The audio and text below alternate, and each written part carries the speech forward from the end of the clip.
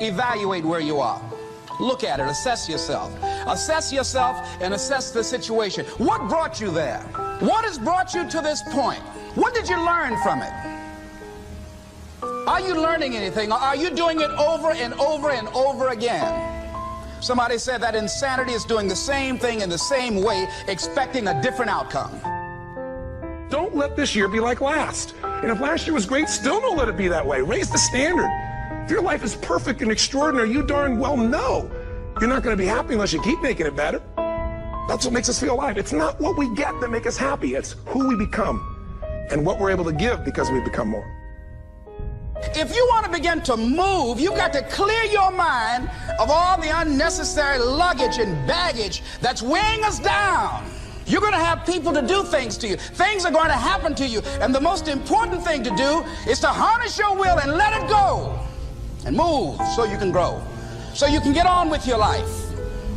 It doesn't matter about what happens to you. What matters is, what are you going to do about it? If there's anything that'll shift your life, that'll get you to thrive in a difficult situation, is take some massive action. Try something else. Change it, try it, move it. Progress equals happiness. If you can start to make progress, if you can get yourself going, even if it's not perfect, if it doesn't work, you know what to do. Just change your approach. That doesn't work, change your approach.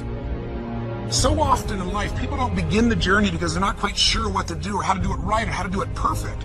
You want to change your body? Get yourself moving. Don't wait for the perfect trainer. Just go out there and move. Put on your shoes and move and get momentum. I'm going to turn this situation around. I'm not going to sit back and moan and cry over what happened and what went wrong and who did what. I'm going to do something about this situation. The other thing is, take full responsibility for your life. Accept where you are and the responsibility that you're going to take yourself where you want to go. Someone said we have two primary choices in life. We can either accept conditions as they exist, or we can take the responsibility to change them. See, a lot of people want to exempt themselves from taking responsibility. All they want to do is talk about the problem. Every time you see them, they'll tell you their story over and over and over and over again. No. You want to take responsibility for your life. I got me here, I can get me out of this. And I'm getting out. I'm not going to be a volunteer victim. And so all you're looking for are new breakthroughs through practice and practice and practice. You'll get better and better and better. And there's still some things that will happen to you that will catch you on the blind side that you did not anticipate. You'll get knocked down, but you won't be knocked out. And so I say to you, it's possible you can live your dream if it's becoming a diamond, if it's having more, if it's achieving more, if it's being a better father, being a better mother, whatever it is, overcoming addiction, changing our society. It's possible you can live your dream. It's necessary that you have a plan of action, that you're resilient, that you stick to, and you work with the system, that you work with people, that you give support, and that you be there for them, that you have the vision and never give it up, that you become creative and relentless and keep on coming back again and again and again, and that it's you that you got to take personal responsibility to make it happen, and that it's hard. Easy is not an option. And when life knocks you down, jump back up and say, it's not over until I win. Avoid people and situations that upset you. See, there's some people that know just how to push your button. They know just what to say. But I'm not going to expend any energy arguing with anybody. Life is too short, ladies and gentlemen, and unpredictable. I don't want to spend my time arguing with anybody, so I avoid situations that will get me upset. I don't argue with people. Draw the line, ladies and gentlemen. There are certain things that we just go through life just taking, and at some point, you just got to draw the line and just say enough is enough. You got to do that with yourself. One negative stroke is 16 times more powerful than a positive stroke. And if you have people around you who are not sensitive to who you are, and the people that can hurt you the most, ladies and gentlemen, are the people that you love. That you love. They're the ones that you're vulnerable to. They're the ones that can get to you. And if they're insensitive, I don't care who they are, See, if you don't draw the line with people, if you just let them run rampant in your life, and you let things happen to you that you don't feel good about, if you continue to allow it to happen, you won't feel good about yourself. Your image of yourself will erode. So you've got to draw the line. Why do people just go to a job where they're miserable, day in and day out? Why do people stay together and they're miserable, sleeping in separate rooms, or arguing, or the only thing they have in common is paying the bills? Don't talk, don't communicate, don't share anything together.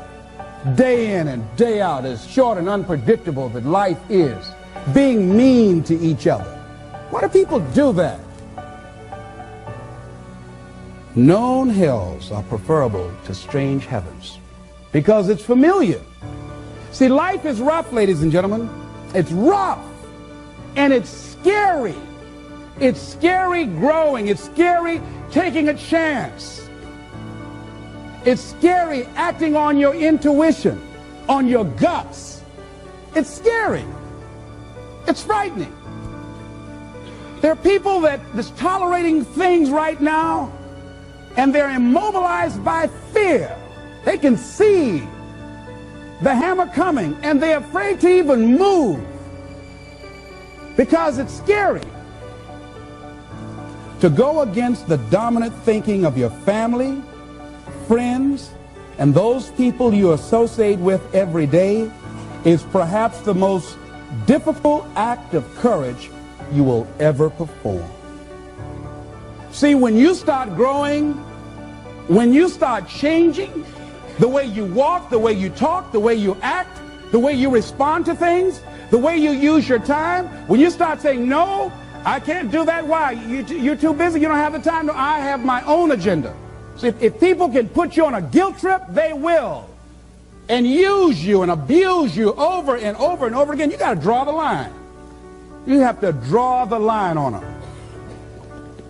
Don't go through life feeling like you're powerless. Victims are people that are powerless. You're not powerless.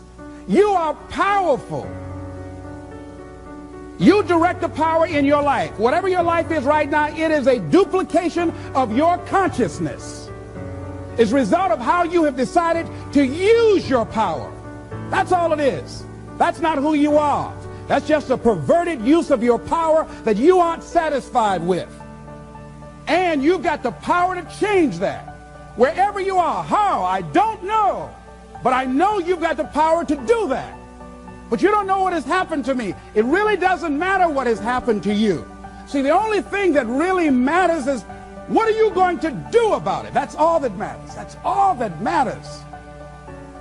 You can allow it to destroy you, or you can allow it to build you up.